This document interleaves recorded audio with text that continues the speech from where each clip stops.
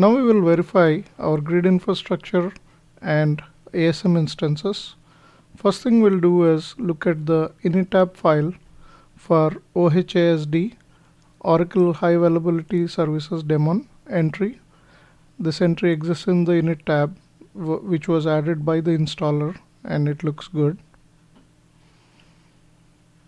We'll also check if OHASD has already started. And here we can see the second entry shows that it already started from grid home and that is up and running. Remember, OHASD is the key component which starts first in the RAC environment.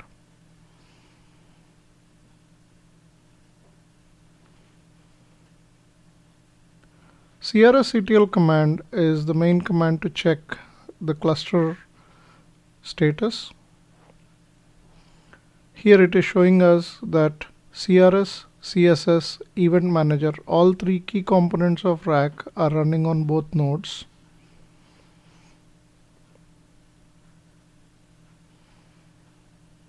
We'll use CRS_stat to check the status of all the resources.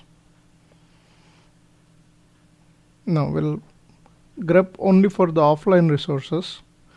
GSD, which is a global services daemon, we are not using this on this installation, so those are offline, and OC4J is not required, so we can ignore all these offline components. We'll look for the online components, and most of our virtual IPs, disk groups, everything is in the online status.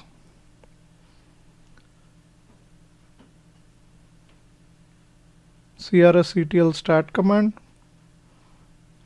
if I can spell it right, is showing that all the resources look good and most of them are online.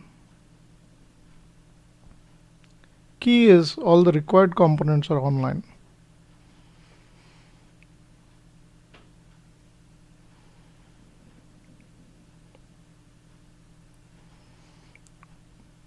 CTSS is the time synchronization service. It is running in the active mode. Remember, we are not using NTP for this RAC. We'll check if our ASM instance is up by looking for SMON, and we can see here ASM SMON plus ASM1, that is instance 1 ASM is running. We'll use Aura-env to set up the environment. Now we can log in as sysASM using the SQL Plus, and we can check $GV instance. Dynamic performance view will show us that ASM2 is running on RAC2 node and ASM1 instance is running on RAC1 node.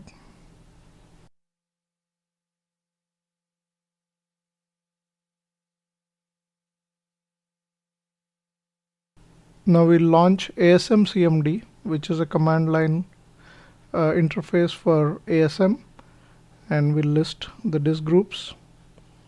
This shows us that we have access to the ASM. Now we will verify our RAC database instances. We'll log in as Oracle user to RAC1 node. We'll first check for SMON process, and here we can see on the RAC1 node we are running the instance RAC db1. We'll set up the Aura-env environment variables. We'll log into SQL Plus as sysdba. We can query $GV instance dynamic performance view, and here we can see RAC1 is running RAC db1 instance, RAC2 is running the second instance, and both instances are open.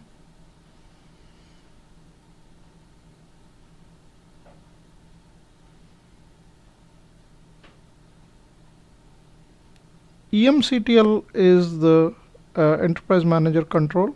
We can check the status. Now it is complaining about an environment variable called Oracle_UNQ name.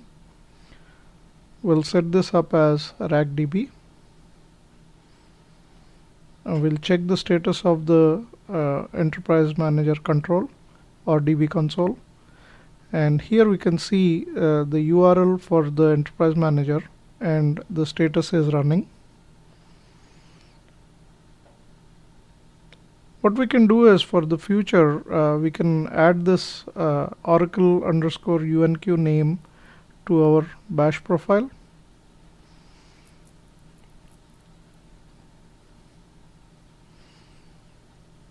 We look at the bash profile. New entry looks good. We'll also add the same entry on the RAC2 node. We'll edit the bash profile.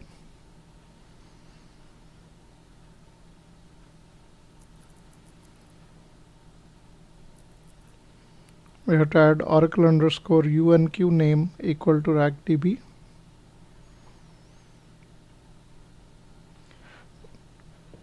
Now with this, we have verified our Oracle user database instances on the RAC, and also we have verified that the Enterprise Manager console or DB console is running.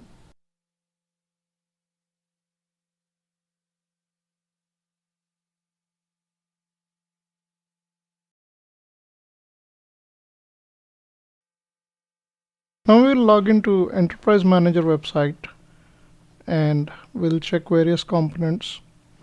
First thing you can notice here, I'm going to the RAC1 node, 1158 port, and going to Enterprise Manager console. We'll log in as the system user. We're not going to change anything, so system user should be good enough for checking. Now you can see here we have logged into the RACDB.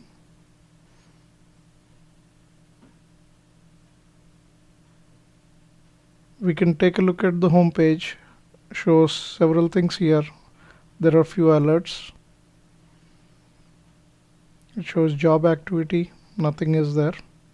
It shows there are two instances, RACDB1 and DB2, and it's also running with ASM instances. We'll go to the server tab and we can look at the control files. We can see here we have two control files. One is on the data disk group and the second one is on the FRA disk group. Plus indicates that they're both on the ASM storage.